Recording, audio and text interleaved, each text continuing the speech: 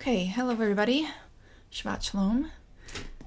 Once again, I'm just going to read from the website I've been working on, and it's not finished yet. All right, so I've got the chat over here. You guys can bring up any questions or thoughts or whatever in the chat room while I'm chatting. And yeah, I'll just get started. So this is about affirmations. And yeah, I'll just start reading. All right, affirmations, programming our subconscious. Affirmations are new thought processes that we plan to use in order to program ourselves so that we can live happier and more productive lives. Our brains have been soaking up programming instructions since we were babies. It's a never-ending process. Every day we wake up and program it again some more. When we go to sleep, that information that we've taken in gets sorted and stored in a place that has many different names. It may be referred to as your subconscious, your spirit, your heart, the collective consciousness, divine matrix, or in the clouds where Christ resides. In addition to the metaphysical or religious names, from a more scientific perspective, Stuart Hameroff suggests that our brains are actually quantum computers. The data isn't enough to confirm OR, but the new findings suggest some of Hameroff's claims are more plausible than previously supposed. Furthermore, the microtubule, the tiny structures that Hameroff thinks house quantum operations in the brain, is suddenly a hot subject. And two researchers are finding that the old anesthesiologist might be right. Quantum physics might be vital to our awareness, cognition, and even memory. That's from Discover magazine. Shabbat Shalom, everybody. Hi, TJ, Katie, MK Ultra. MK Ultra is now wireless. That's your name. Interesting name. Yes, I've actually done a video on voice-to-skull technology before. And I was thinking that I was hearing it before because I was hearing information that wasn't talking about me to me. You know, I was just hearing voices, and it might have something to do with the amalgam fillings, the metal fillings that I have. I'm not sure. But yeah, I've definitely looked up voice-to-skull technology in the past and done videos on that. Yes, quantum physics. Actually, it's very interesting, the fact that we could be communicating quantumly with another dimension in our brains. And I think that's what happens, for one thing, when we go to sleep at night. All right, continuing on here. No matter what we call it, we're exposed to programming of all sorts. It's done subconsciously, meaning we're not aware or conscious of it, and it's usually not us doing the programming. Most people are programmed by their parents, by the media they watch, e.g. television shows, news, movies, advertisements, teachers, friends, and so on. Your parents may tell you how to feel about your grades at school. They can program you to think your B on your last test was amazing or a failure. They may tell you you're so smart, you're going to get into an awesome college, or you don't do anything right. I don't suppose any college will take you. You better start learning how to scrub dishes now so you can get a job when you don't get in. We are a product of our programming to a large extent. Sometimes we are the ones who programmed ourselves. If you know there's an external reason to why you failed the test, such as someone was making you unable to concentrate, you're not going to take your parents' reaction as negatively as you would if you actually believed it was your fault because you weren't smart enough to get a better grade. So we play a part in what we're hearing from other people to see if we're taking in these instructions. With the voice-to-skull thing, there's a likelihood that when we go to sleep at night, our brains are actually hearing from, let's say, the television signals and the Wi-Fi, and maybe we're picking up on that stuff while we are sleeping. Maybe that's, some people experience hearing a song in their head and then they turn on the radio and the song's playing. It could be that they're picking it up and then they turn on the radio and they find out that, yeah, they're really picking it up. So we could be programmed by these signals that we're not actually hearing ourselves. But the point is, if you don't believe what you're hearing subconsciously, then you're not going to take that in and actually let that program you. So it really has to do with you taking control over what is in your mind, in your subconscious here. So that's what I'm going to talk about. So the subconscious garden. Think of your thought patterns like I'm so smart or I'm so stupid as seeds, and your subconscious as a field. When you hear or see a thought pattern in your life and believe it, you're letting that seed fall into fertile soil in your subconscious. If you don't believe it, then you're letting it fall on the rocky ground and it won't be able to grow. Just because a thought pattern has been allowed into the fertile soil of your subconscious doesn't mean it will turn into anything big. You also have to water a thought pattern consistently for it to grow from a seed into a tree. Weeds in the garden. Most of us have been walking around in a daze, sleepwalking through life, but many are waking up right now and becoming lucid. We're realizing that we let a lot of weeds grow in the garden of our subconscious mind. It's time to do some groundskeeping. We need to root out all the weeds, all the thought patterns that we don't want to be affecting us. Some of these include, rich people don't get into heaven, so I have to be poor right now. I'm so weird, nobody gets me. I'm never going to get healthy. I need to pay bills, so I'm stuck at this job that I hate right now, etc.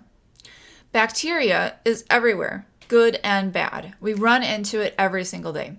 And we can't escape the bad bacteria in our life completely, but we can strengthen the body by adding good bacteria to fight off the effects of the bad bacteria. In your life, you will still run into people that are spreading the bad vibration disease because they're programmed to think negatively by society. I put a link below in my description box here so that you can check out my video on spreading emotions like a contagion, basically. People do that. They get sick, they have negative emotions, they get sick, and then they spread it to others. And of course, the opposite is true. We can be very positive and spread that positivity to others like a virus. And that's a good thing if you're positive, and it's a bad thing if you're negative. So you can still run into people that are spreading this bad vibration disease. But if you plant enough good seeds, your garden will be overrun with beautiful flowers and trees bearing great fruit, and the weed seeds will drop to the rocky ground or be pushed out by the good seeds. We have some weeds, little thought patterns, and we have some rotten trees, large thought patterns in our subconscious garden. An example of a rotten tree would be the thought patterns about money being disgusting. Many people have a contempt for the rich elite, and this implies a contempt concerning the state of having money. A contempt for the rich because of how much money they have compared to what you have will keep you from ever having that kind of money, because if you ever entered a state of having that amount of money, you would have contempt for yourself. Of course, we never let it get that far. If we know subconsciously that it is contemptible to have money, then we're not going to let ourselves become rich. When this is the case, there is a rotten tree in the subconscious, and the rotten fruit that appears in your life is that you will always be struggling trying to get a good amount of money and never quite doing it. In the book, The Game of Life and How to Play It by Florence Scovel Shinn, she says in order to be wealthy, you have to act like you already have the wealth. We have to affirm that we are wealthy. And of course, Greg Braden talks about having that feeling too, which I'll get into further. If you want to check out The Game of Life and How to Play It, the video link is in the description box below. Planting good seeds by affirmations.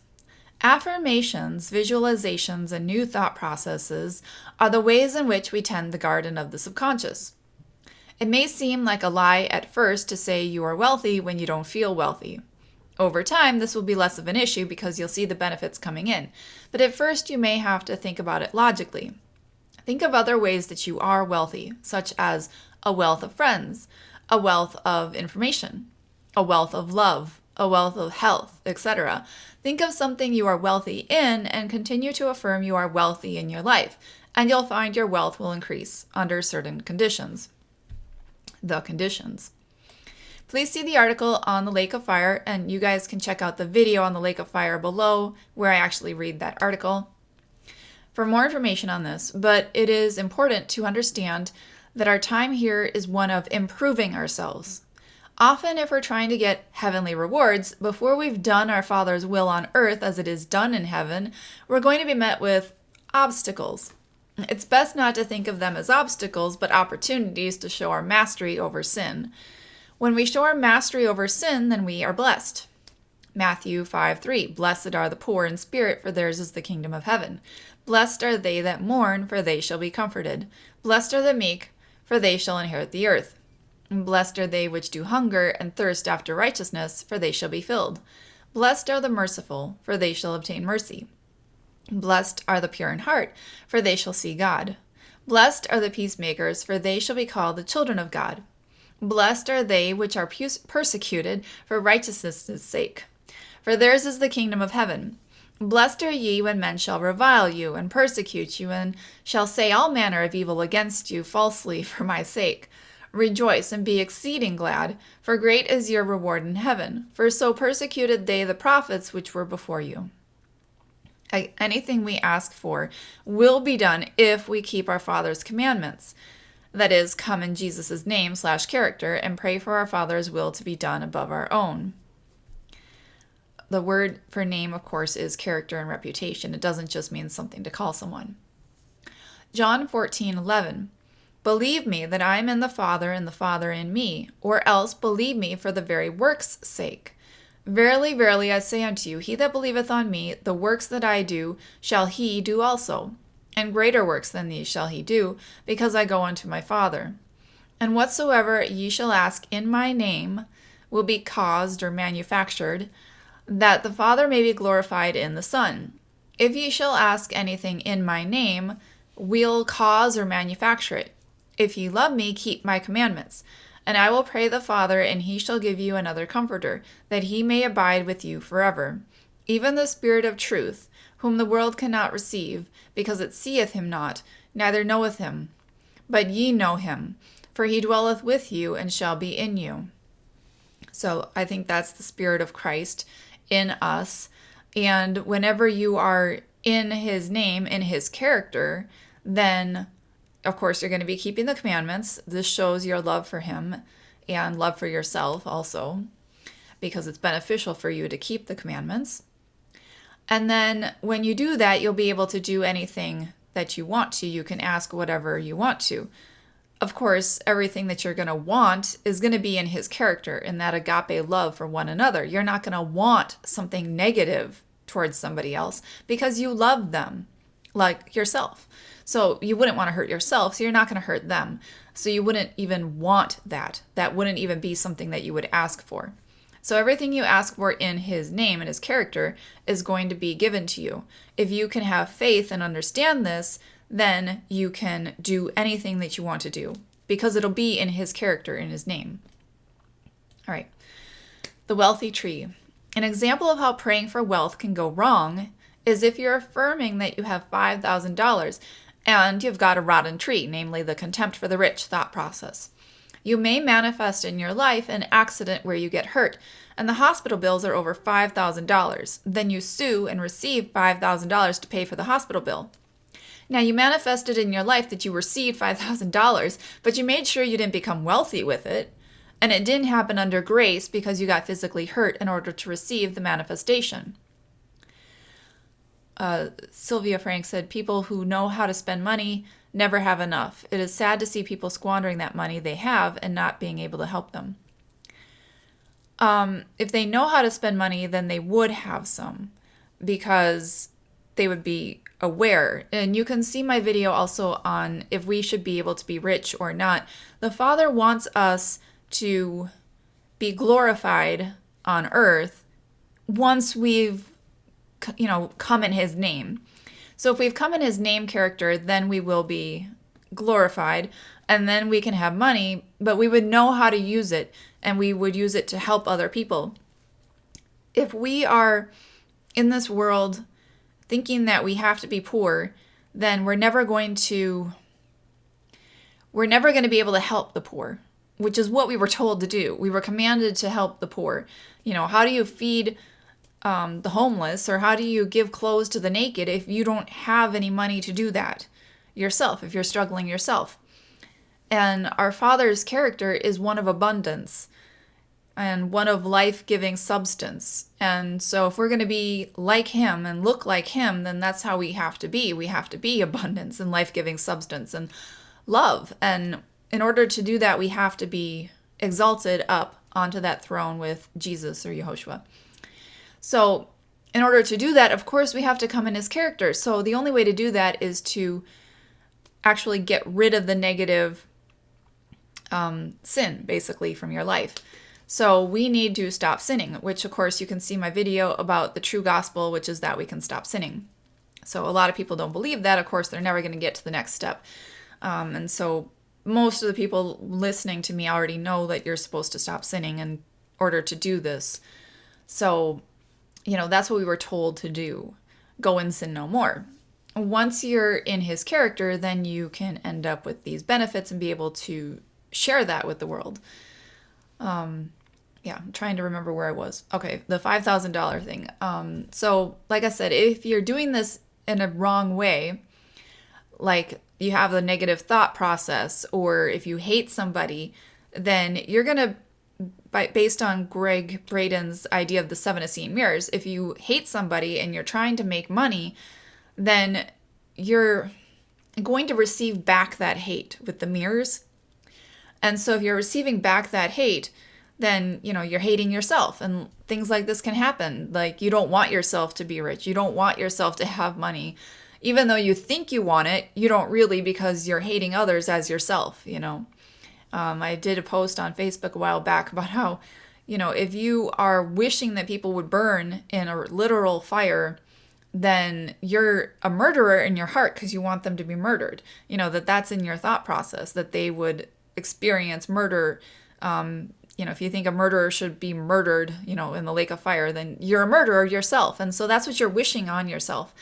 And so we have to get into this praying for those who hate us and loving those who persecute us, because they are like ourselves. If you give grace and mercy to them, you receive grace and mercy for yourself.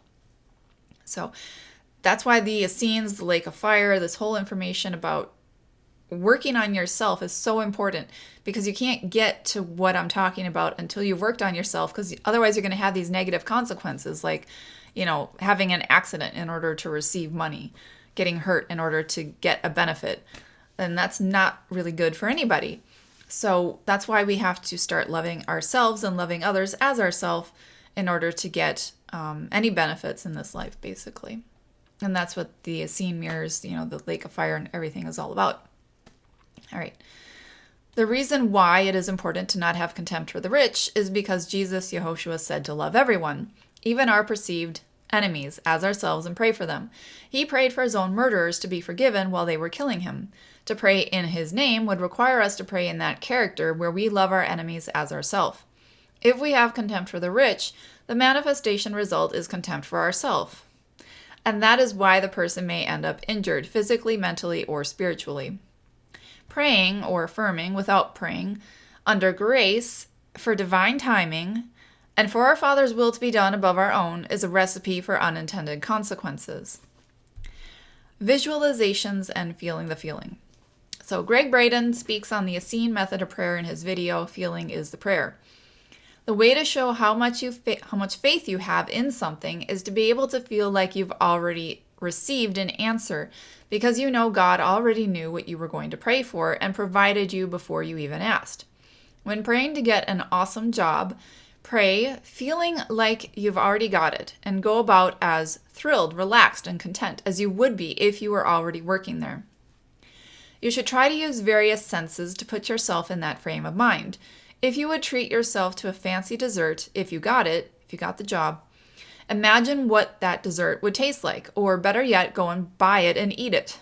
If you would smell something specific at this new job, try to smell it when you visualize this feeling. If you would hear something specific at this job, picture yourself there working and hearing it. So you got to put yourself into that place where you're already there. The prayer has already been answered. If you're praying for health, you're already healthy. You're already getting that healing. You're already doing that, and you're already feeling awesome and energized, And so you just got to put yourself into that feeling. So it's kind of like a meditation, just visualizing yourself there already. And by doing this, you are praying the way our Father wants you to pray, in that you believe it's already there. If you're praying for health, that's our Father's will for us to be healthy. If you're praying for, a better job where you can help other people, if it's our Father's will, then you're going to get that job. If the specific job you're praying for is not our Father's will, then it won't be. That's why you pray for His divine timing and the divine job that is yours by divine will, right? Whatever He wants you to have. So you have to pray in His character, pray for what He wants you to have, and understand that if something is not coming out the way that you want it to, you might not be praying in His character. You might not be praying for what He wants you specifically to do. Like if you're praying for a specific job and He wants you to do a different job, you're not going to get the one you're praying for. You have to pray for the divine job that He wants you to do. And like I said, if you're praying for $5,000 or something and you're not doing it in the right manner, like some people pray for a new car. Well, maybe our Father doesn't want you to get a new car. Maybe He wants to help somebody down the street who's trying, maybe a single mother trying to feed her family, and she's trying to sell this car, and it's a used car. And maybe you're supposed to buy that car to bless the single mother. So why are you there praying for a new car when the Father wants you to go buy this other car, and help her in the process? That would be the better way for you to get that vehicle. So we have to understand that sometimes our Father's will is not very well known to us, and that's why prayer might not be coming out the right way. You have to pray for it in divine timing and the divine way for it to come about. But, our Father wants us to help people. If you're praying out of love and you're praying for His will to be done, things will happen because He wants them to happen. You're here for a purpose. Our Father has a plan for you specifically, and you're here for a purpose. And so if you love everybody, you start forgiving everybody, and you grant grace to them, mercy for them, and you're not angry at them anymore, then our Father can put into your life what you're supposed to be doing, your divine plan, and you can start working for Him. You can see my Philippians 2 video about how we're supposed to empty ourselves of ourselves, like the thought of having a new car, and just think, I need a vehicle, Father. Show me the divine way to get a vehicle into my life. And then He can show you the, woman down the street who needs money and selling a used car. It might be a great deal. In fact, you'll probably be more blessed with that one than you would be with getting a new car, because a new car comes with, more money every single month to pay for it, right? So we have to understand that our Father's will is the best way, and we'll get it when we're going through agape love. If you're not going through agape love, that, lake of fire idea is going to happen. You're going to see those as seen mirrors, and whatever you might call a negative issue in your life, it might just be a mirror showing you what you can improve upon. And that's a good thing. It's a state of being able to show your mastery over it. So you should check out Greg Braden's videos if you're more interested in that sort of stuff. He's got a lot of interesting things on that. All right. Being grateful. Besides feeling the feeling of what it's like to have what you are after, remember your feeling of thanks. Thank the divine creator for bringing this awesome thing about. Be excited. People might think you're weird if you're super excited over something that they don't see you actually having right now, but don't let their pessimism bring you down. Being thankful is the most important thing. Singing praises about how awesome this thing is and how thankful you are to have it is the best way to get into the mindset that you've already got it. 1 Thessalonians 5:17. Pray without ceasing. Give thanks in every circumstance, for this is God's will for you in Christ Jesus. Do not extinguish the Spirit. Despise not prophesying. Prove all things, hold fast to that which is good. Abstain from all appearance of evil. Our mind is like this subconscious garden, and we have to abstain from the appearance of evil. And people are watching TV with murderers happening and rapes happening, etc. And all that stuff is getting planted into their minds, into the subconscious. And that's why we're supposed to abstain from the appearance of evil. We're not supposed to even watch it because it's getting put into our brains as subconscious, thoughts. And, there's constantly commercials of gluttony. And of course, you've seen what's happened since all these commercials about meat eating and dairy eating and all that stuff has come about, is you see bunches of children who are gluttons. I did a video a while back about food porn. So that's something to check out.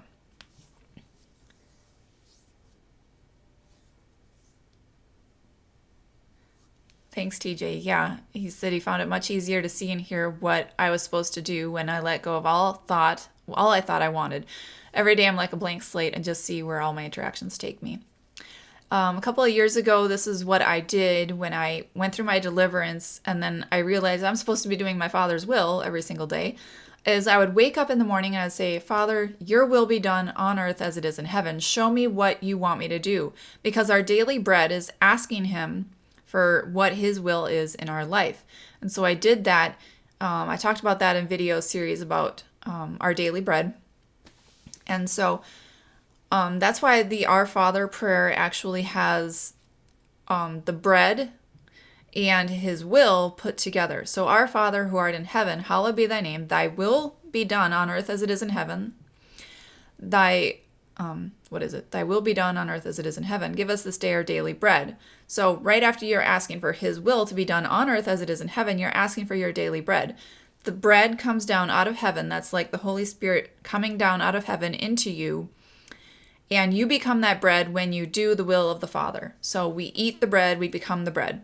That's how Jesus, Yehoshua, became the bread of life. He said, my food is to do the will of him who sent me. So he became that food, the bread that came down out of heaven, the manna from heaven. And so that's what we're supposed to do, become that bread, the manna from heaven, and share that, of course, with the world in the same way he did. All right. So affirmations. Here is a list of some affirmations that you might find helpful. Remember to give thanks for these blessings and visualize these things as being true when you say them. So, I have a wonderful business in a wonderful way where I give wonderful service for wonderful pay. That's from Florence Scovel Shinn's book, The Game of Life. I am beautiful inside and out. I bless everyone I meet and they bless me. I'm getting healthier every single day. I'm healthy, wealthy, and wise in more ways than one. Everything I perceive as bad is actually for the best in the big scheme of things. Everything works out for my health and wealth. I learn from my mistakes. I'm a critical thinker and not easily deceived. There is nothing to fear since God is always near. I easily roll with the changes so I don't get stuck in bad situations. I love myself completely for who I am. I see the best in others and am forgiving of faults. I know when and how to best cut off things in my life that are dragging me down. For more information, check out the Florence Scovel Shinn page to read or listen to her Game of Life and How to Play It book. As I mentioned, that is below in the description box. So I'm going to read another one here. Planting new thought seeds in the garden of the subconscious. The garden of the subconscious can host beautiful trees with life-giving fruit and fragrant flowers, or it can host a wide variety of weeds and diseased trees with rotten fruit, infecting the other plants. We were left to tend the garden of our minds ourselves, and we've let it get unruly. We need to start tending our minds like Adam and Eve were supposed to tend the Garden of Eden. If the kingdom of heaven is inside of us, this is like our Garden of Eden. We need to tend it. So we have to pay attention to what's going on in our minds. Matthew 13:18. Hear ye therefore the parable of the sower. When anyone hears the word of the kingdom and doesn't understand it, then comes the wicked one and catches away that which was sown in his heart. This is he which received seed by the wayside. But he that received the seed into stony places, the same is he that hears the word and immediately receives it with joy, but since he has no root, he remains for only a season. When trouble or persecution comes because of the word, he quickly falls away. He also that received seed among the thorns is he that hears the word, and the care of this world and the deceitfulness of riches chokes the word, and he becomes unfruitful. But he that received seed into the good ground is he that heareth the word and understands it, which also bears fruit and brings forth some 100-fold, some 60, and some 30. Sylvia asked, are affirmations somewhat like mantras when repeated over and over act via self-hypnosis?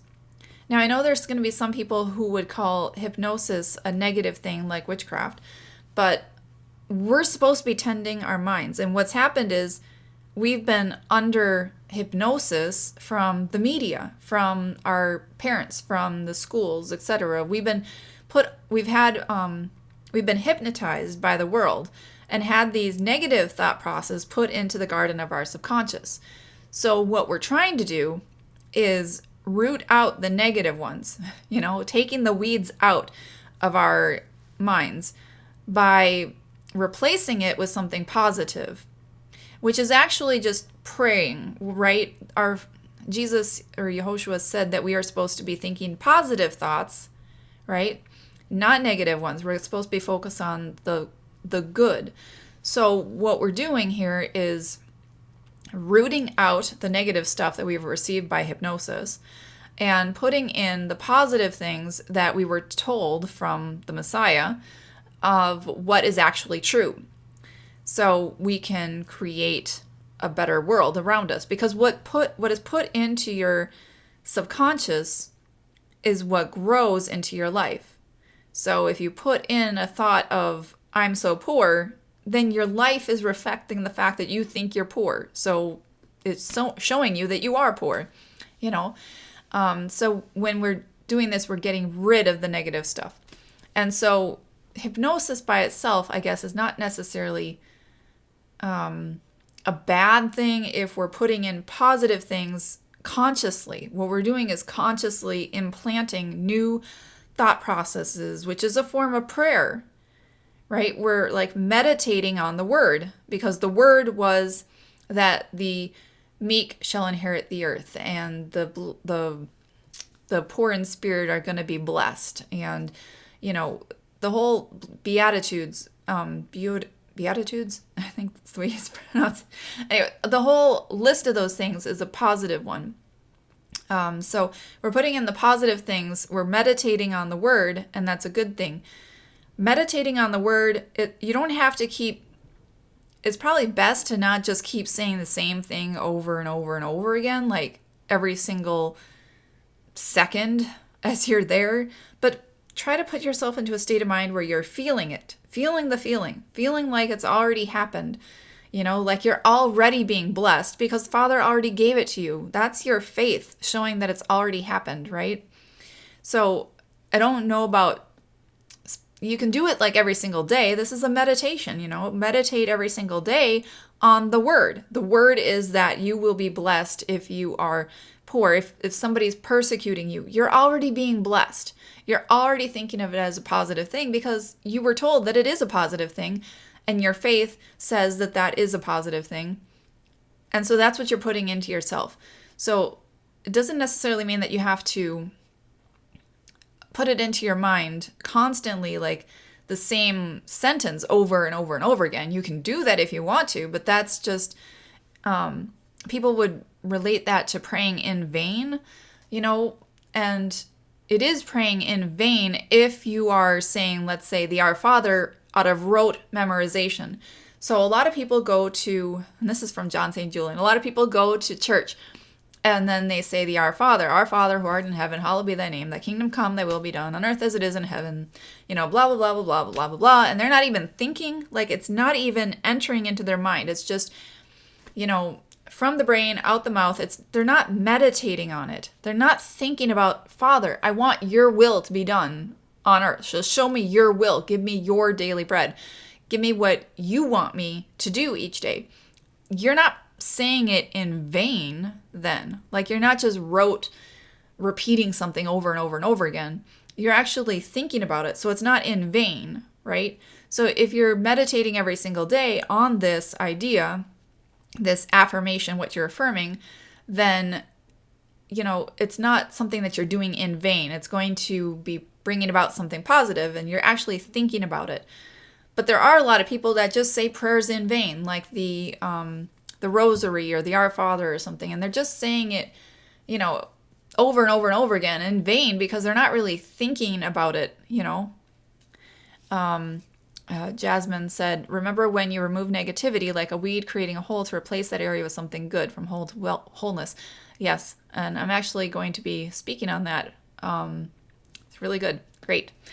Okay. So let's see here. I was reading the parable about the seeds, and so that's what we know that parable. And so seed can fall on rocky ground and you don't let it go. So bad seed falling on rocky ground is a good thing because you're not going to let it grow in your garden of the subconscious. All right. The garden of the subconscious has good and bad. When you hear the word of the kingdom, you've had good seed thrown into the garden of your subconscious. Everyone who hears it receives the seed, but where it falls and what it does is up to them. We have good seeds sown by those who are walking in the Holy Spirit and sharing the good news of the kingdom. And we also have bad seeds by those walking in the Antichrist spirit. Many people will tell others you can't do that because they don't think something is possible. The word Christ means anointed, and Jesus, Yehoshua, was anointed with the Holy Spirit.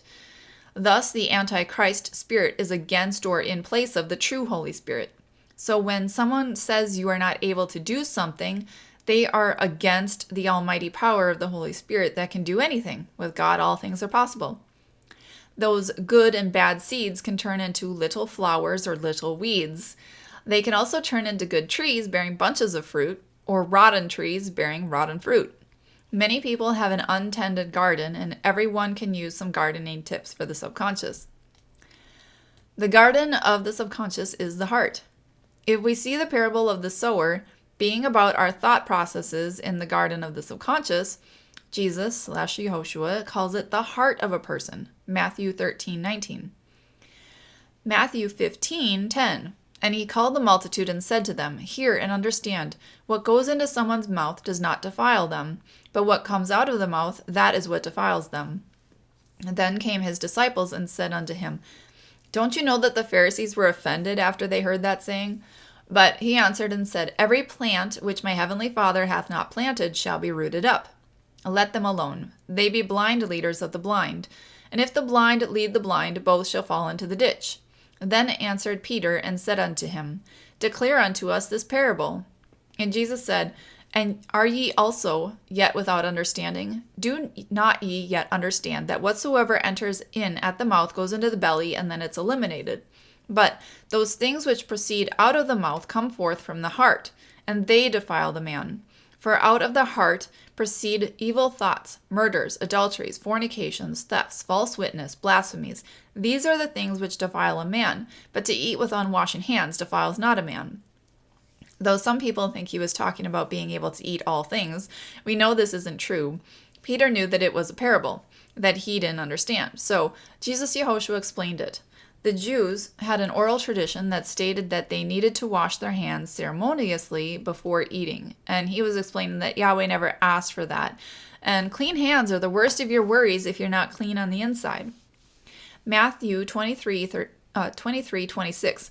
Blind Pharisees, first clean the inside of the cup and dish, so that the outside may become clean as well. Woe to you, scribes and Pharisees, you hypocrites! You are like whitewashed tombs, which look beautiful on the outside, but on the inside are full of dead man's bones and every impurity. In the same way, you appear to be righteous on the outside, but on the inside you are full of hypocrisy and wickedness. Notice he calls them blind in Matthew 23 also. We are blind if we are focused on our outward appearance, while the garden of our subconscious is full of weeds and rotten trees inside. An example would be the thought of jealousy. It's a bad seed that can be thrown on rocky ground where it won't take root, or it can be planted in fertile soil and turn into coveting someone's wife, which means you're committing fornication in your mind or your consciousness. You're consciously thinking about it. So the seed getting put into the subconscious is an unconscious thing. But once that seed grows into something, now you're committing fornication in your mind, the consciousness. You're actually conscious of it. Matthew 5:27. You have heard it said, do not commit adultery, but I tell you that anyone who looks at a woman to lust after her has already committed adultery with her in his heart. In order to have conscious sinful thoughts, ones that you're aware of, there must be a seed planted in the subconscious that allowed the fruit to show up in your conscious mind. In this case, there is rotten fruit showing up because of a rotten tree that has been planted in the subconscious garden, that is the heart. So, let bad seeds fall on rocky ground. In the future, make sure that you don't let the bad seed thought patterns fall into fertile soil. If someone tells you that you can't follow your calling because it's impossible, don't let their lack of faith affect you. When they say something that tries to throw water on that spark in you, reject it in your mind and think about the fact that God can do anything He wants to. He created this world. If His will is that you do this thing, He will make sure it gets done. From Acts 5:38 to 39. If their purpose or endeavor is of human origin, it will fail. But if it is from God, you will not be able to stop them.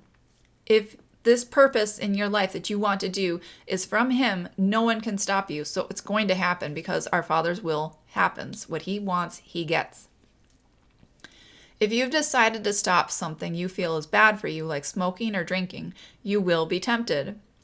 People believe this is the enemy, but it may just be a way to show your mastery. Once you decide to stop doing something, you can prove it to yourself by being tempted and ignoring that temptation by continuing on in your resolve.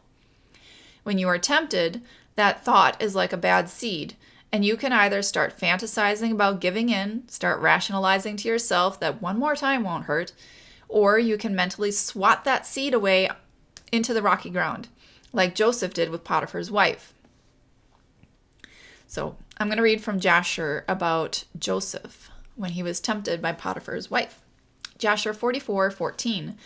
And Joseph was 18 years old, a youth with beautiful eyes and of comely appearance, and like unto him was not in the whole land of Egypt. So nobody looked as beautiful as Joseph did. At that time, whilst he was in his master's house, going in and out of the house and attending his master, Zelicah, his master's wife, lifted up her eyes towards Joseph, and she looked at him.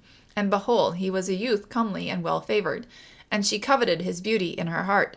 And her soul, once again, that's the heart, right? She coveted the beauty in the heart, the subconscious. And so her soul was fixed upon Joseph, and she enticed him day after day. And Zelicah persuaded Joseph daily, but Joseph did not lift up his eyes to behold his master's wife. And Zelicah said unto him, How goodly are thy appearance and form! Truly I have looked at all the slaves, and have not seen so beautiful a slave as thou art. And Joseph said unto her, Surely he who created me in my mother's womb created all mankind. And she said unto him, How beautiful are thine eyes, with which thou hast dazzled all the inhabitants of Egypt, men and women. And he said unto her, How beautiful they are whilst we are alive! But shouldest thou behold them in the grave, surely thou wouldest move away from them. And she said unto him, How beautiful and pleasing are all thy words! Take now, I pray thee, the harp which is in the house, and play with thy hands, and let us hear thy words. And he said unto her, How beautiful and pleasing are my words, when I speak the praise of my God and his glory. And she said unto him, How very beautiful is the hair of thy head! Behold, the golden comb which is in the house. Take it, I pray thee, and curl the hair of thy head. And he said unto her, How long wilt thou speak these words? Cease to utter these words to me, and rise, and attend to thy domestic affairs. And she said unto him, There is no one in my house, and there is nothing to attend to but to thy words and to thy wish. Yet notwithstanding all this, she could not bring Joseph unto her. Neither did he place his eye upon her, but directed his eyes below to the ground. And Zelicah desired Joseph in her heart, that he should lie with her. And at that time that Joseph was sitting in the house, doing his work, Zelicah came and sat before him, and she enticed him daily, but with her discourse, to lie with her, or ever to look at her. But Joseph would not hearken to her. Now, I'm going to skip ahead a little bit, but if you actually read Jasher, it's very interesting. Zelicah actually becomes quite sick, like lovesick, soul sick. We plant these seeds into the subconscious, and then it brings about rotten fruit. So she planted a rotten seed. She really wanted him. And it grew into her actually being sick in her whole life. Like, she got really sick. So it's really interesting how much that can affect you. All right, continuing on in Jasher a little bit later, 44, verse 49. And she rose up and ascended to her temple in the house, and dressed herself in princely garments. And she placed upon her head precious stones of onyx stones, inlaid with silver and gold. And she beautified her face and skin with all sorts of women's purifying liquids. And she perfumed the temple and the house with cassia and frankincense. And she spread myrrh and aloes. And she afterwards sat in the entrance of the temple, in the passage of the house, through which Joseph passed to do his work. And behold, Joseph came from the field, and entered the house to do his master's work. And he came to the place through which he had to pass, and he saw the work of Zelicah, and he turned back. And Zelicah saw Joseph turning back from her, and she called out to him, saying, What aileth thee, Joseph? Come to thy work, and behold, I will make room for thee until thou shalt have passed to thy seat. And Joseph returned and came to the house, and passed from thence to the place of his seat. And he sat down to do his master's work, as usual. And behold, Zelicah came to him, and stood before him in princely garments, and the scent from her clothes was spread to a distance. And she hastened and caught hold of Joseph and his garments. And she said unto him, As the king liveth, if thou wilt not perform my request, thou shalt die this day. And she hastened and stretched forth her other hand, and drew a sword from beneath her garments, and she placed it upon Joseph's neck. And she said, Rise and perform my request, and if not, thou diest this day. And Joseph was afraid of her at her doing this thing, and he rose up to flee from her. And she seized the front of his garments, and in the terror of the flight, the garment which Zelicah seized was torn, and Joseph left the garment in the hand of Zelicah, and he fled and got out, for he was in fear. Genesis 39:11.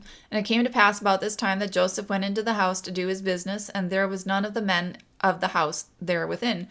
And she caught him by his garment, saying, Lie with me. And he left his garment in her hand and fled and got him out. So Jasher seems to imply that only a little piece of the fabric was left. From Genesis, you might think that he was completely naked because all of his garment was in her hand. Continuing on here. Joseph rejected every single temptation. He knew if he looked at her beauty, a bad seed of lust or adultery might be planted, so he didn't even look at her. To everything she said to him, he came back with a rebuttal focused on the fact that his body and life was but for a moment in time, and when he died, his eyes would no longer shine, and beauty would no longer be an issue. And he said what's truly beautiful is praising God who created all beauty in the world. He would not let any of her tempting words, bad seeds, fall into his subconscious or heart. When she grabbed his clothes, he ran away, perhaps naked, with no thought of what others would think. We are to be humble in our weaknesses, but never give in to temptations. No matter how weak we can always run away from temptations, resist the devil, and turn to God who will get us through it. 1 Corinthians 10:13. No temptation has overtaken you except what is common to mankind, and God is faithful. He will not let you be tempted beyond what you can bear. But when you are tempted, he will also provide a way out so that you can endure it. Matthew 5:28. But I tell you that anyone who looks at a woman to lust after her has already committed adultery with her in his heart. If your right eye causes you to sin, gouge it out and throw it away. It is better for you to lose one part of your body than your whole body to be thrown into Gehenna, or the lake of fire. Jesus, Yehoshua, was speaking metaphorically, not suggesting to literally gouge out our eyes. We can see that this is the tactic that Joseph used. He wouldn't let his eyes even look at the woman who might have made him lust and commit adultery in his heart.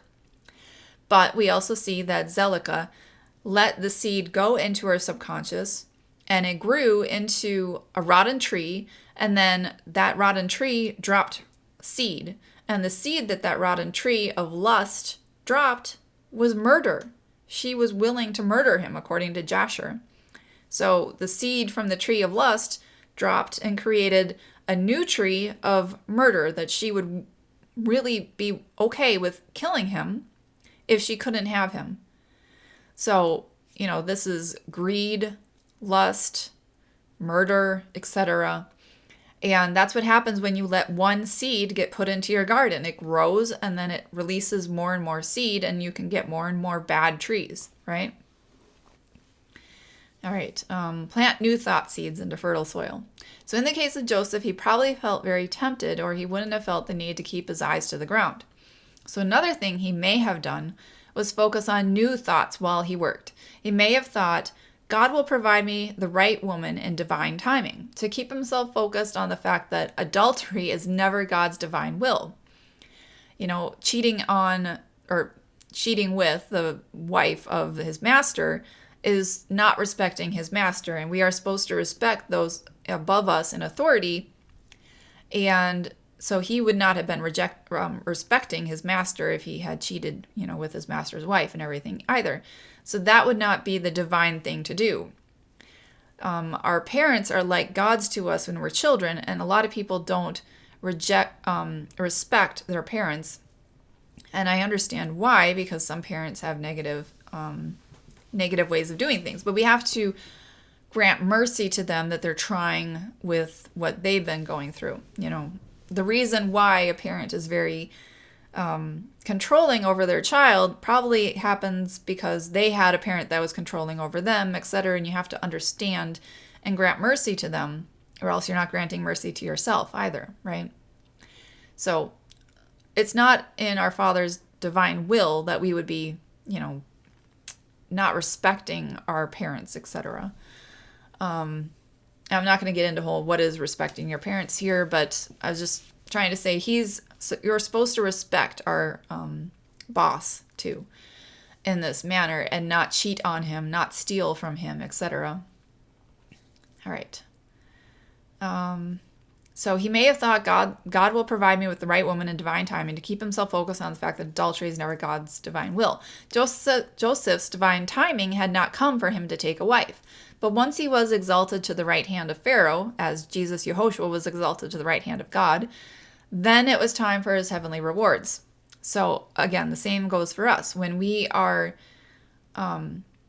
actually at that place where we can be exalted, then we can have the heavenly rewards. But first you have to go through the lake of fire to get to the throne room, etc., as I talked about in my lake of fire video. All right. Jasher 49:32. And Joseph returned and came on that day before Pharaoh, and the king gave unto Joseph a possession in the land of Egypt, a possession of fields and vineyards, and the king gave unto Joseph 3,000 talents of silver, and 1,000 talents of gold, and onyx stones, and bdellium, and many gifts. And on the next day the king commanded all the people of Egypt to bring unto Joseph offerings and gifts, that he that violated the command of the king should die.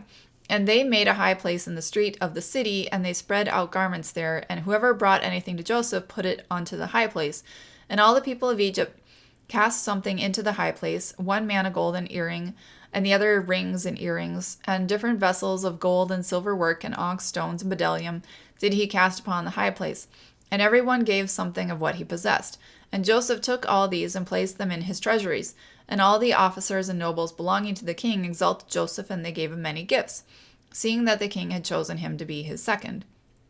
And the king sent to Potiphar, the son of Ahiram, priest of On, and he took his daughter Osnoth, and gave her unto Joseph for a wife.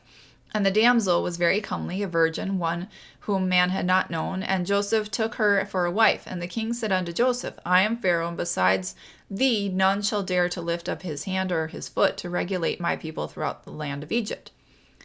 The fact that they mention Potiphar, it could be Potiphar is the son of Ahiram, priest of On, or it could be that the son of Ahiram, priest of On, was sent to Potiphar.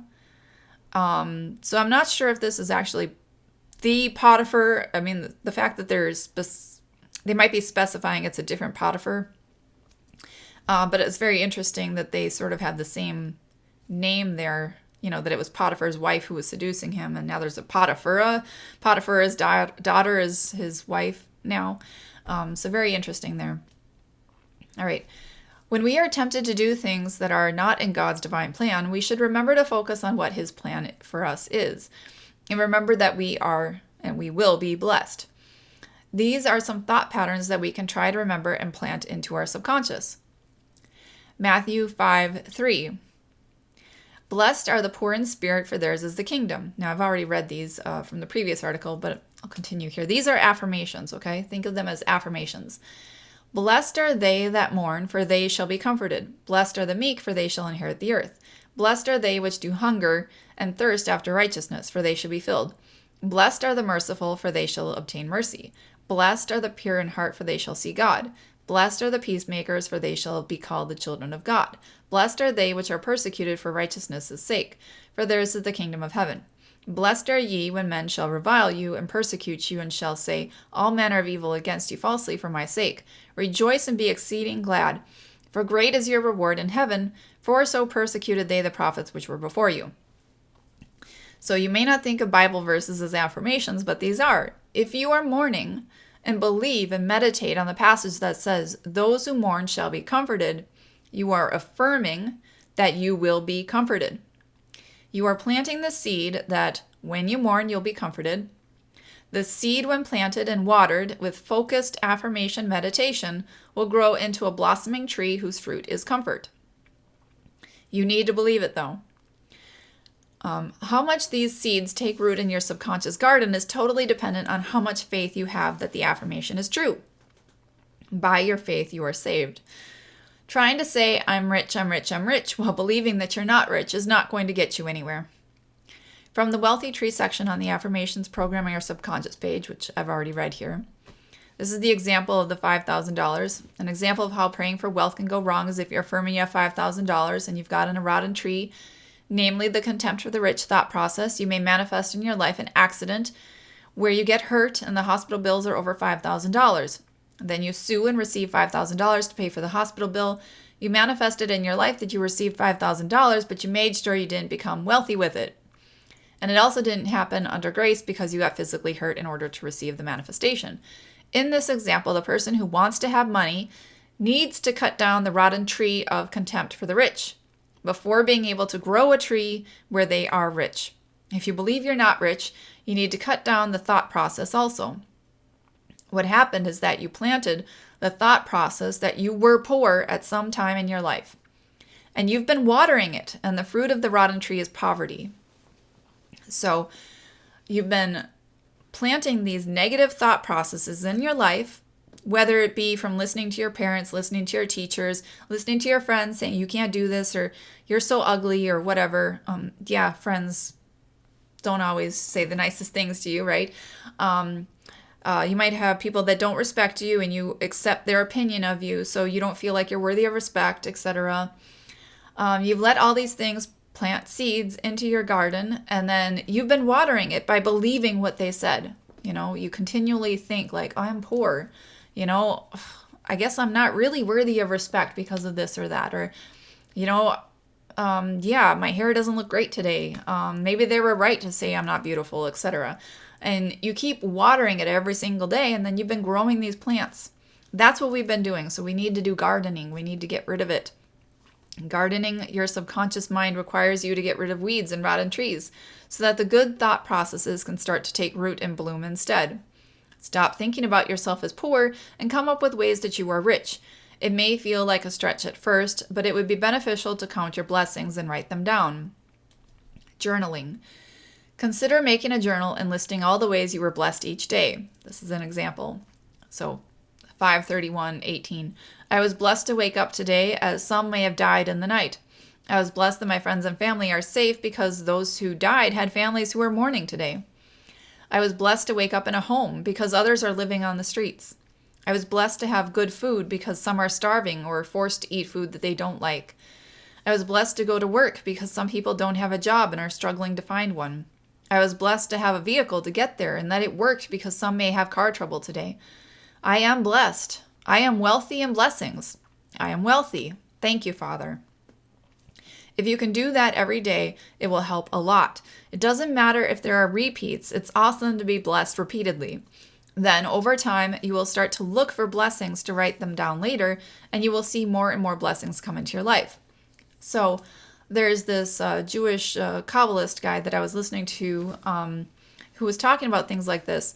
Every morning you wake up and you have a thought, and if you think that it's going to be a great day, you're going to find ways that are great, that make you have a great day. You're going to see those things because you thought you were going to have a great day. If you think you're going to have an awful day, it's just going to be awful today, then you're going to go and do things and you're going to find things. Oh, well, this sucked and that sucked and oh man, and then that happened, and you could have the exact same day, yourself just split. And if you think you're going to have a great day, you're going to find out you're going to be happy at the end of the day because you had a great day. At the end of the day, if you thought you were going to have a bad day, same day, then you're going to be upset because you had a bad day. Because what you are intending for is what's happening. What you're putting forth into the world is what's coming back at you with a mirror, right? So if you are looking for blessings, you're going to find them. And this also is shown with the lucid dreaming I talked about the other day. We talked about how in order to lucid dream, journaling is helpful. When you wake up every single morning, if you have a dream, then you write down your dream as soon as possible so that you don't forget it. When you do that, it's training your brain to be more aware when you're dreaming. So the reason this helps you have a lucid dream is because now when you're dreaming, you're paying more attention automatically because subconsciously you're going to write it down later. Subconsciously, you're going to be paying more attention, remembering more things so that you can write it down. So what you write down in a journal is making you more, it's getting you more subconsciously looking for the things that you're writing down. So when you, can you hear me now? What was the last thing you heard? TJ said the stream cut out. Yes, we do need to allow God to sow the seeds in our garden. So it's the spirit and in that agape love. Father is love. He's the spirit of truth. He's the spirit of love. And so those positive things are what's being planted into our garden. And we're not going to be letting the world plant negative thoughts in us. And sometimes it's our friends that are planting negative thoughts in us. We have to take control about what's getting planted into our subconscious. And we have to be thinking, actively seeking the positive things and good things and rejecting those. So if somebody, even a close friend, says something like, you're not really good at this or that, or maybe they're implying like, that's not one of your strong suits. Well, you could have that seed planted in fertile soil, or you can swat that seed away, say, no, I'm not going to accept that. I'm growing and I'm getting better at this, and Father is helping me. And so you would write down an affirmation like, I am getting better at whatever it is that the person said you're not really good at that. And so every single day you're going to get better and better, and you're going to see signs that you're getting better at it because that's what you're looking for. That's what you're affirming that you are doing. You're taking thought, you're taking no thought for their thoughts, but you're taking control over what you're thinking. So swat away the bad seeds, plant the good seeds, and water the good seeds. And that's what we're supposed to be doing. And so journaling is very helpful. All right. Let's see here. So if you can do that every day, it'll help a lot. Doesn't matter if there's repeats, like I said. Awesome to be blessed repeatedly. And so then you're going to find these blessings come into your life because you're looking for them, because that's what you are bringing about in the world, because that's what you want. All right. If you are at a job that you don't plan to spend your life at, you can affirm that that job is yours currently to prepare you for the perfect job in the future. So rather than be, stressed out like, oh, I hate this job, it sucks. Like I have a transcription job that I don't really get much money at, but I'm getting better at it. I got a better rate for something I did recently, so that was good. But it's not going to be the end all, right? It's there specifically for me currently to get better at what I am doing. So I am affirming that it is there to get me better for my future job, right? And it's kind of funny because then yesterday I got a job that was exactly about speaking, public speaking. And the woman's asking, how do I get better at public speaking? Well, isn't that amazing? So if you can affirm that your job, even if it's not what you're going to spend your whole life at, is there currently to prepare you for the future perfect job, then you'll see that actually happen in your life. You will find things at your current job that are benefiting you so that you can be more productive in your new job. So you can write down, I am blessed to be learning how to do XYZ so that I will be more awesome at that in my new job. You can also affirm in more general ways than specific ways, such as, every day I'm learning more and more. You don't have to be specific that I'm learning how to do this or I'm learning how to do that. You just be, every day I'm learning more and more. Every day I'm earning more and more. Or I'm getting healthier and wealthier every single day. So, believe that you're getting wealthy in knowledge. And then you'll find out you're getting wealthier in other ways too, because you're just saying I'm getting healthier and wealthier in every single way, every single day, right? The more you say that while believing it, then the more it will come true. As stated above, if we have rotten trees that are taking up space in our subconscious garden, we need to remove them because they can wreak havoc on our positive affirmations. This is similar to the way a tree with a disease may be able to spread it to another tree, and they will both become rotten. So another suggestion is to take some time to go somewhere comfortable and quiet and relax and pray for Father to show you any beliefs, thought processes that are unhealthy in your subconscious. Just pray for him to bring one up for you. So just go there, pray, Father, bring up one of these unhealthy subconscious thought processes that I've let myself, water in my garden, right? And then just wait, think, maybe Father will bring something up right away. Maybe it'll be really, fast. Maybe it'll be something that you have to really think about, let yourself focus for a while on that. If you're doing it in a good spirit of love, wanting to help become a better person, then that's going to happen a lot faster. If it's something that you don't want to deal with, like, I'm trying to think of a good example. Maybe you don't want to deal with the fact that you are hateful towards other people, like you're hating the rich, right? You have a contempt for the rich.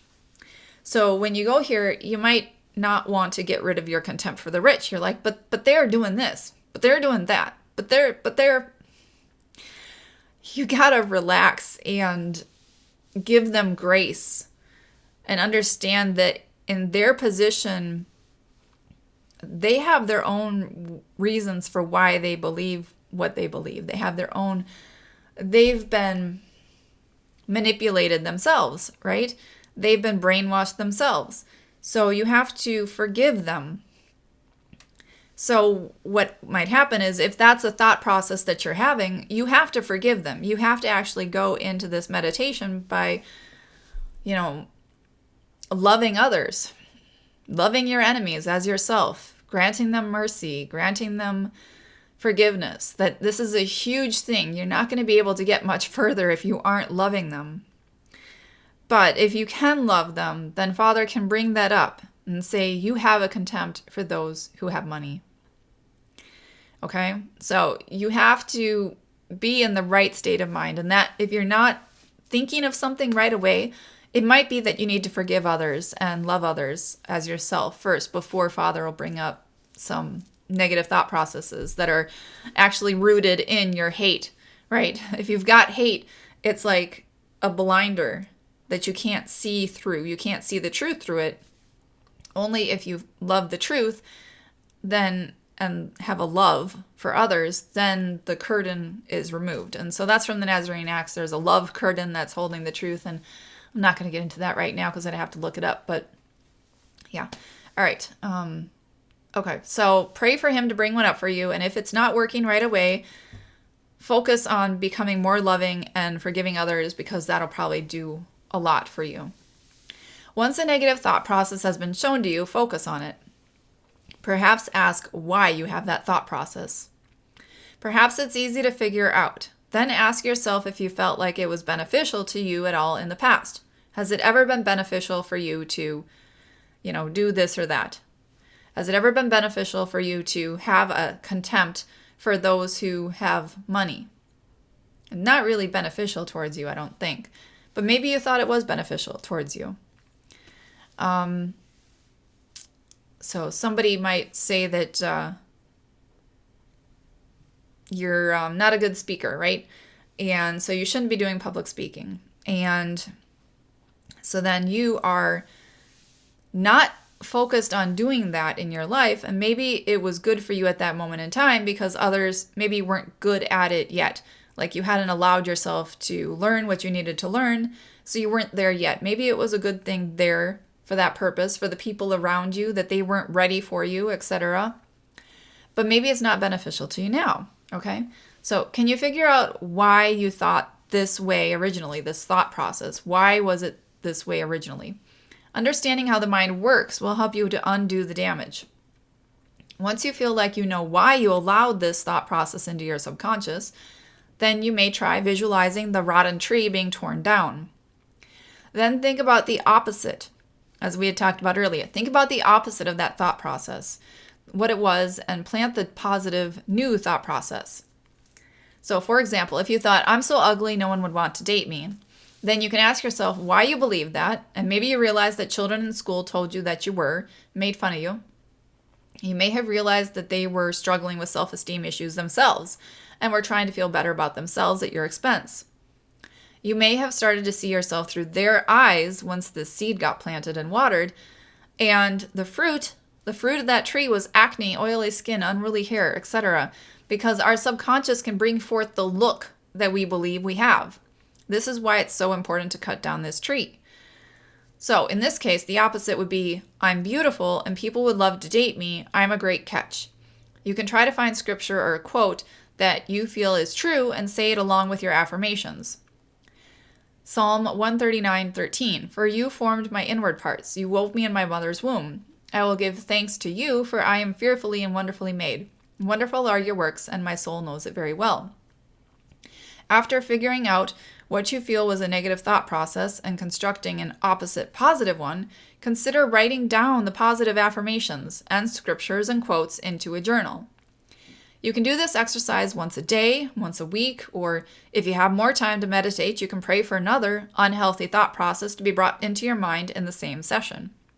Matthew 15:13, but he answered and said, every plant which my heavenly Father hath not planted shall be rooted up.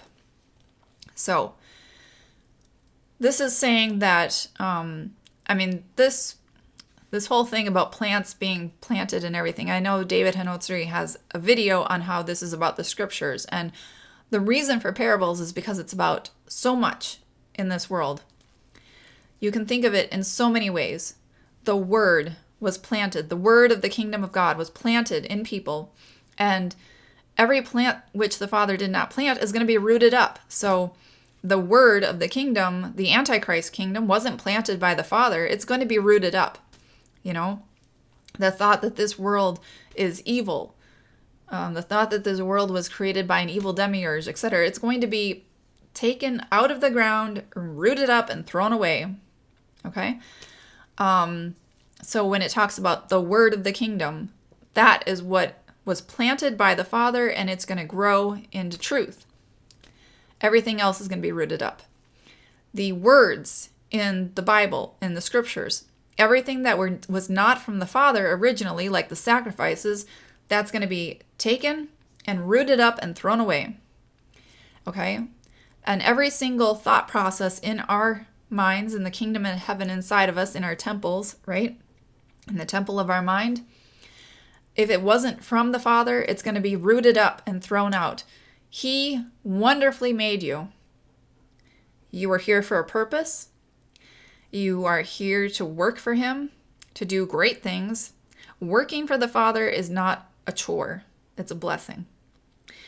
And everything else is just going to be taken out of your mind and thrown elsewhere.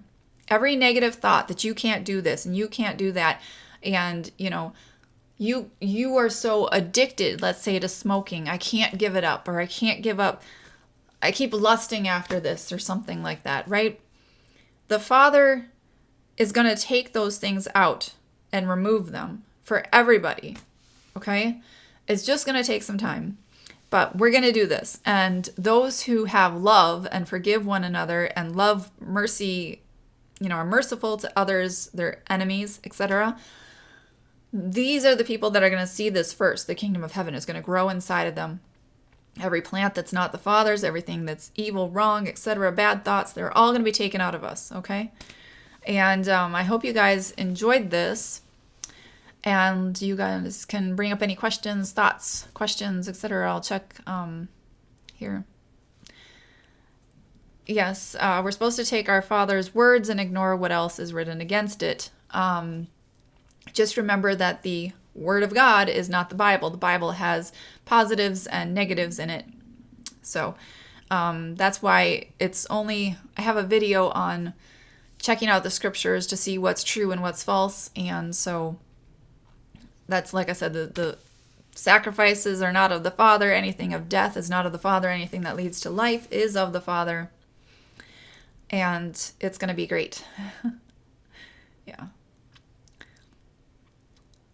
Monsanto is evil, is something that Sylvia said. And so I don't believe in evil, as the Essenes talked about. The Hebrews didn't believe in evil, and evil is going to destroy itself eventually.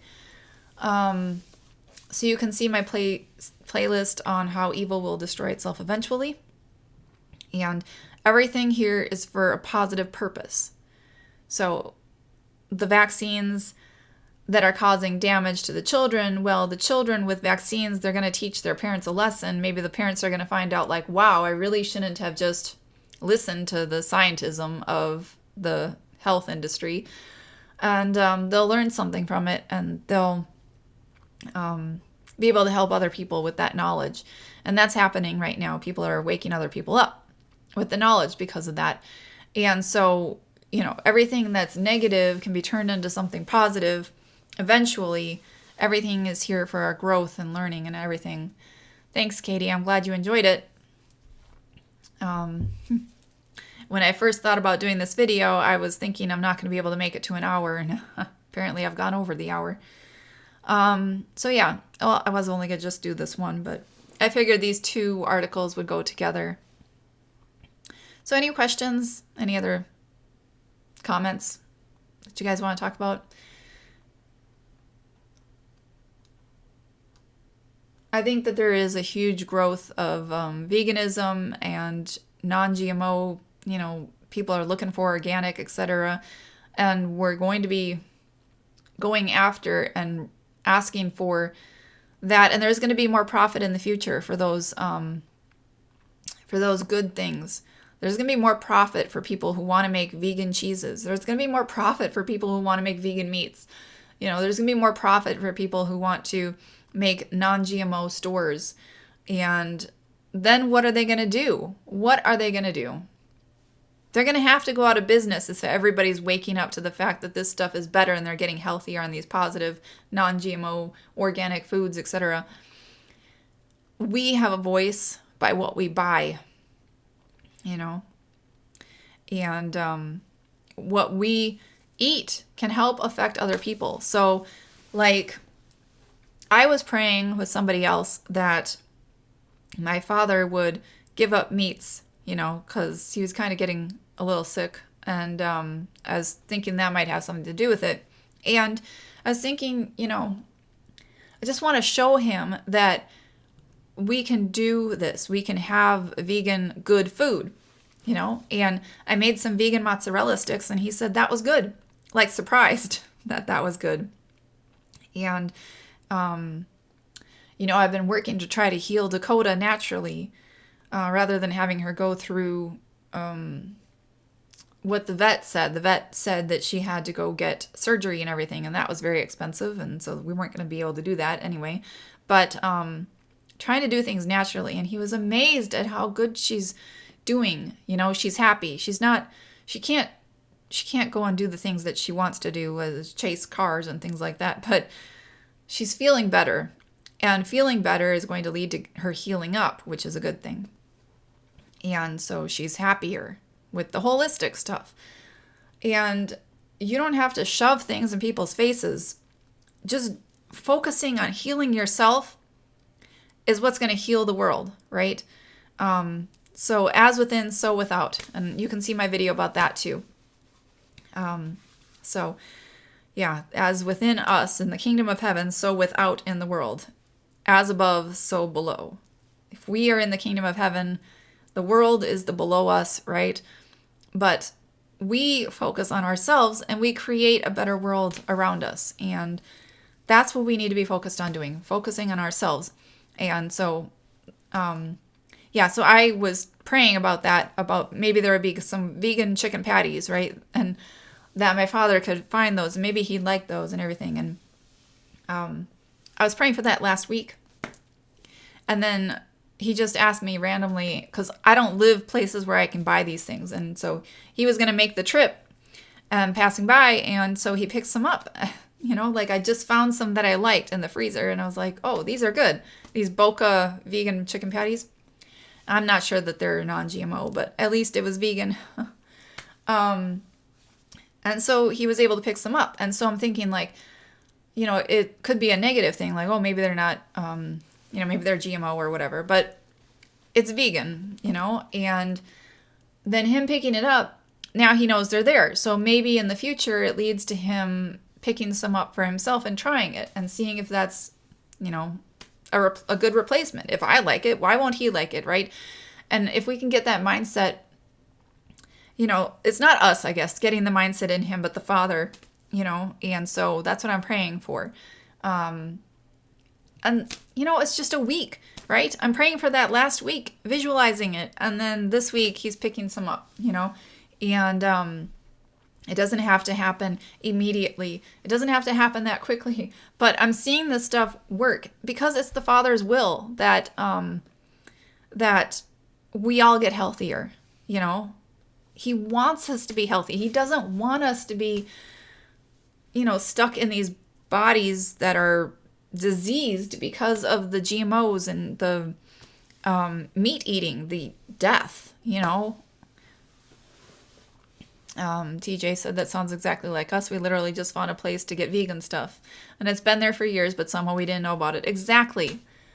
My dad bought these Boca vegan chicken patties, but he bought them at the same time as another brand. And so, like I said, I don't live in a place where I can easily get vegan things. So I mostly get the stuff mailed to me, or sometimes he'll pick something up and drop it off, but, yeah. So there were 2 different boxes, and I tried one of them and I hated it because it had a bunch of like peppers and things I don't like in the patty, and it wasn't good. And so I just assumed the other one was just like it, and so it got stuck in a freezer like way down in the bottom. And it was just that I got it in my mind to go and clean out the freezer. And why do you think it got into my mind? Well, because of my prayer the previous week that this would happen. Then all of a sudden it got into my mind that I should clean the freezer. And so you got to go with these rather weird instincts. Sometimes you feel like, oh, I should do this. And you don't even know why you're doing it. But then you find out that it was because of a prayer you made last week, and it's just amazing. So, yeah.